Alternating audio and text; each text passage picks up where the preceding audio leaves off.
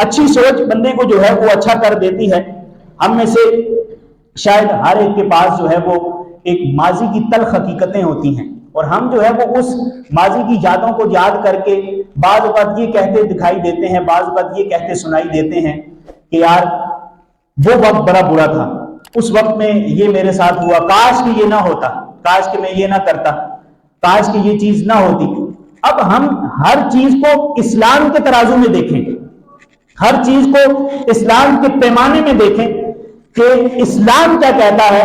اسلام اس بارے میں ہمیں کیا تعلیم دیتا ہے. نبی کریم صلی اللہ تعالی علیہ وآلہ وسلم کی حدیث مبارکہ ہے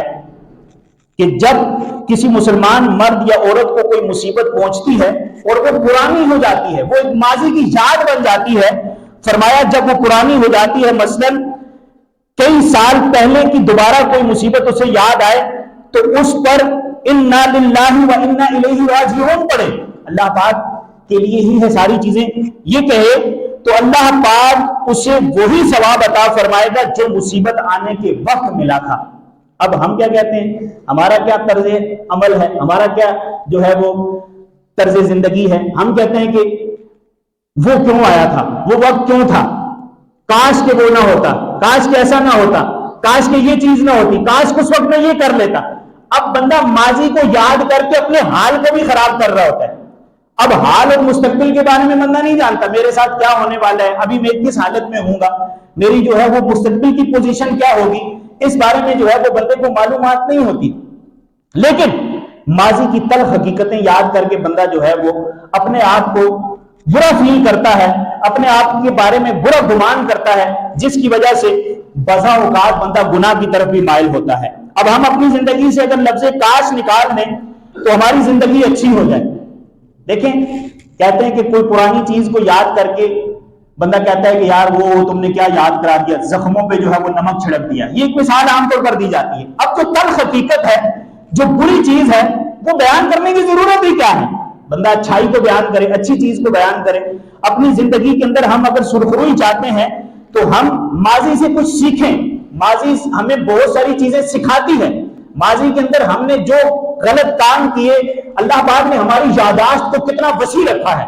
ہم زندگی کے کسی بھی گوشے میں ہوں، 50 ایئر 60 ایئر تک بھی اگر ہم پہنچ جاتے ہیں، ہماری زندگی 40 سال ہے، 35 سال ہے، جتنی بھی عمر کی ہے، ہمیں کبھی کبھار ماضی کے 3 سال کے بچے والی آتے بھی یاد آ رہی ہوتی ہیں کہ جب میں 3 سال کا بچہ تھا تو میں نے یہ حرکت کی، جب میں 7 سال کا تھا تو میرے ساتھ یوں ہوا، جب میں 12 سال کا تھا تو میرے ساتھ یوں ہوا، جب میں اسکول لائف میں تھا تو یوں تھا، جب کالج لائف میں تھا تو یوں تھا. اب یہ کیا ہے، یہ سارا ماضی ہے جو ہماری میموری کے اندر ہے، جو ہمارے دماغ کے اندر ہے. اب یہ جو ہمارا ماضی ہے، یہ ماضی اگر تو اچھا گزرا ہے، اگر نیکیوں میں گزرا ہے، اللہ کی عبادت میں گزرا ہے تو اسے یاد کرنا چاہیے اور رشک کرنا چاہیے. دیکھیے کاش کا لفظ اگر نیکیوں کے بارے میں کہا جائے گا تو یہ اچھا ہے. کاش کا لفظ یہ کہا جائے کہ یار میں جو ہے وہ پہلے جو ہے میری کوئی نماز قضا نہیں ہوتی تھی، کاش کہ وہ وقت دوبارہ آ جائے، تو یہ اچھی چیز ہے. میں نے جو ہے وہ اتنی بار درود پاک روزانہ پڑھا کرتا تھا، اب نہیں پڑھا، کاش کہ دوبارہ وہ وقت آ جائے، تو یہ اچھی چیز ہے. لیکن یہ کہنا کہ وہ وقت اس وقت میں گناہگار تھا یا برے کام کرتا تھا، اور بندہ اس چیز کو یوں سوچے کہ یار کاش میں جو ہے وہ یوں ہوتا، تو یہ گناہ کی طرف بندے کو لے جائے گا. تو ہر چیز کا ایک جو ہے وہ کریٹیگوریا ہے، اس کو اس کے اندر رکھ کر ہم سوچیں اپنے ماضی کی یاد کو. ایک بڑا جو ہے وہ پیارا واقعہ ہے سائنسدان کا، آپ بھی سنتے رہتے ہیں، کتابوں پہ بھی ہم پڑھتے ہیں کہ ماضی کی یاد کے حوالے سے اور ماضی کی غلطیوں کے حوالے سے جو سائنسدان تھا جس نے بلب ایجاد کیا تھا، اس کے بارے میں ہم نے پڑھا، ریسرچ پڑھی کہ اس نے جب بلب بنایا تھا تو 99 بار وہ ناکام ہوا تھا. جب 100 ٹائم اس کا آیا، اب اس پہ کامیابی پانی تھی تو اس کے جو ساتھ والے تھے، ظاہر بات ہے وہ اکیلا کام نہیں کر رہا تھا، اس کے ساتھ اور بھی تھے. اکیلا سائنسدان تو وہ تھا، اپنی جو ہے وہ ایجاد کر رہا تھا، بلب کو اس نے ایجاد کیا، اس کے لیے جو ہے وہ ٹیکنالوجی کا استعمال کیا، جو بھی کیا. اب جو اس کے ساتھ والے تھے انہوں نے اسے کہا، جب ایک غلطی کی پھر کہتے چھوڑ دو، دوسری غلطی کی کہتے چھوڑ دو، تیسری کی کہتے چھوڑ دو. جتنی غلطیاں کرتا جا رہا تھا وہ سارے اس کو یہی کہہ رہے تھے کہ چھوڑ دو. لیکن جب اس نے کہا کہ میں نہیں چھوڑوں گا، میں اسے بنا کر رہوں گا، میں نے کامیاب ہونا ہے، جب اس نے بنا لیا تو اس سے پوچھا گیا کہ تم نے جو ہے وہ اتنی غلطیاں کی اور اتنی غلطیوں کے بعد بھی ہمت نہیں ہاری، آخرکار اسے بنا لیا، تو تمہیں کس چیز نے اس بات پر ابھارا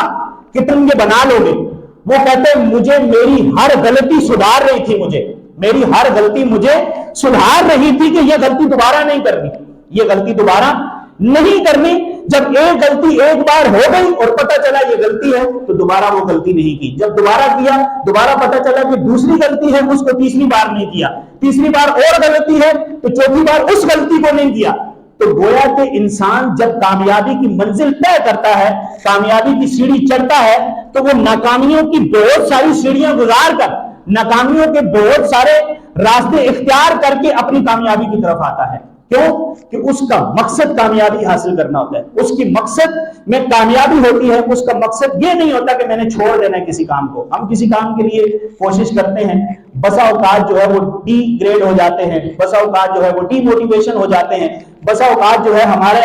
دوست ہمارے بارے میں جو ہے وہ برا خیال کرنے لگتے ہیں اور ہم کہتے ہیں یار اس نے کہہ دیا تو اب چھوڑو۔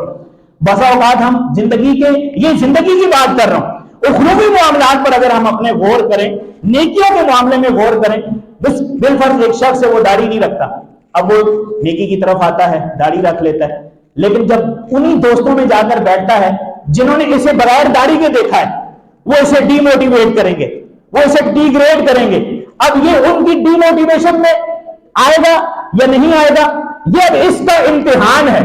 یہ اس کا ایگزامینیشن ہے۔ اب اس نے کیسے کامیاب ہونا ہے، یہاں پر سب سے پہلی چیز تو اللہ پاک کی رحمت، سب سے پہلے اللہ پاک کی بارگاہ سے توفیق الہی، یہ بہت بڑی چیز ہے۔ انسان کی دوسری جو چیز آتی ہے توفیق الہی کے بعد، وہ اس کا اپنا ایک مشن ہوتا ہے، وہ اس کا اپنا ایک دل کے اندر جو پیشن ہوتا ہے وہ ہوتا ہے کہ میں نے کیسے کامیاب ہونا ہے، میں نے اپنی زندگی کے اندر کیسے کامیابی حاصل کرنی ہے۔ تو یوں زندگی میں بہت سارے پیارے اسلام بھائیو ہمارے نشیب و فراز آتے ہیں، بہت سارے معاملات ہمارے ایسے ہوتے ہیں جس میں ہمیں امتحان میں ڈالا جاتا ہے، گویا کہ ہمارا امتحان ہو رہا ہے اور ہم نے اپنے امتحان میں کامیابی حاصل کرنی ہے۔ ماضی کی تلخ حقیقتوں کو یاد کر کے بندہ کبھی بھی اپنے حال اور مستقبل کو خراب نہ کرے، بلکہ ماضی کی تلخ حقیقتوں کو جان کر بندہ اپنی غلطیوں کی درستی کرے، اپنی غلطیوں کو سدھارے کہ میری یہ غلطی ہوئی، اب یہ غلطی دوبارہ نہیں کروں گا، یہ غلطی کی تو اس نتیجے پر پہنچا، دوبارہ یہ غلطی میں نے نہیں کرنی۔ اللہ پاک ہمیں اپنے حفظ و امان میں رکھے۔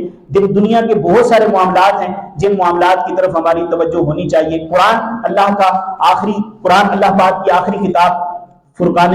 مجید، فرقان حمید، یہ ہمیں بہت سارے معاملات میں ہماری آگاہی کرتا ہے، ہمیں درست ہونے کی طرف لاتا ہے۔ ہم نماز میں روزانہ اہدنا الصراط المستقیم تو کہتے ہیں یا اللہ عز و جل ہمیں سیدھے راستے پر چلا، لیکن سیدھے راستے کی پہچان نہیں ہے۔ اب سیدھے راستے کو کہاں سے تلاش کرنا ہے، سیدھے راستے کو کہاں سے اختیار کرنا ہے، قرآن ہی سے ہم نے دیکھنا ہے، قرآن ہی کو پڑھنا ہے۔ قرآن کی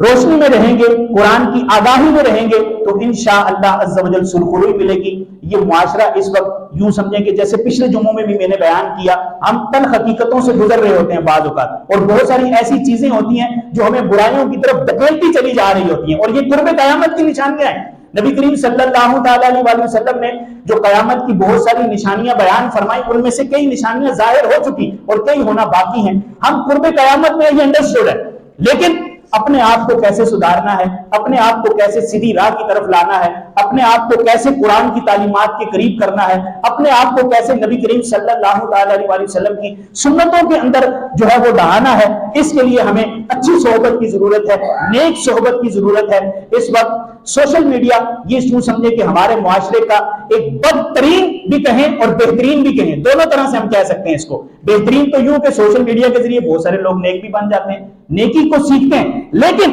70% یہ ایک ریسرچ ہے، 70% سوشل میڈیا کے ذریعے لوگ تباہ و برباد ہو رہے ہیں۔ 30% ایک فگر ہے کہ جو لوگ جو ہے وہ اگر کہا جائے کہ اس سوشل میڈیا کے ذریعے اچھی راہ کی طرف آ رہے ہیں تو ٹھیک ہے کہ قرآن اور حدیث بھی تو ہے۔ ہمیں الحمدللہ دعوت اسلامی کا ایک وقت تھا کہ جب یہ موبائل کے اندر یا ویڈیو کے اندر کوئی دعوت اسلامی کا کردار نہیں تھا، یہ ماضی قریب نہیں، جب اس چیز کی ضرورت آئی تو دعوت اسلامی نے اس پلیٹ فارم پہ اپنا قدم رکھا، اور ڈیجیٹل مارکیٹنگ کے ذریعے جو ہے وہ دعوت اسلامی نے بھی اپنا کام کیا کہ ہم نے سوشل نیٹ ورک پر آ کر جو بھی سوشل پیجز ہیں ان کے اندر آ کر نیکی کی دعوت کو عام کیا، اور الحمدللہ خالصتاً 100% آپ اپنے مدنی چینل کو ہی دیکھ لیں، وہاں پر بھی نیکی کی دعوت ہے۔ تو اس چیز کی ضرورت ہے، لیکن بہت سارے لوگ اس سوشل میڈیا کی وجہ سے تباہ و برباد بھی ہو رہے ہیں، ہمارے بچے برباد ہو رہے ہیں، ہمارے بچے بری صحبت کی طرف جا رہے ہیں۔ تو اس چیز کی طرف توجہ کی حاجت ہے، اس چیز کی طرف ہمیں جو ہے وہ آگاہی کی حاجت ہے اور اپنے آپ کو سدھارنے کی حاجت ہے۔ اللہ پاک مجھے بھی اور آپ کو بھی عمل کی توفیق نصیب فرمائے۔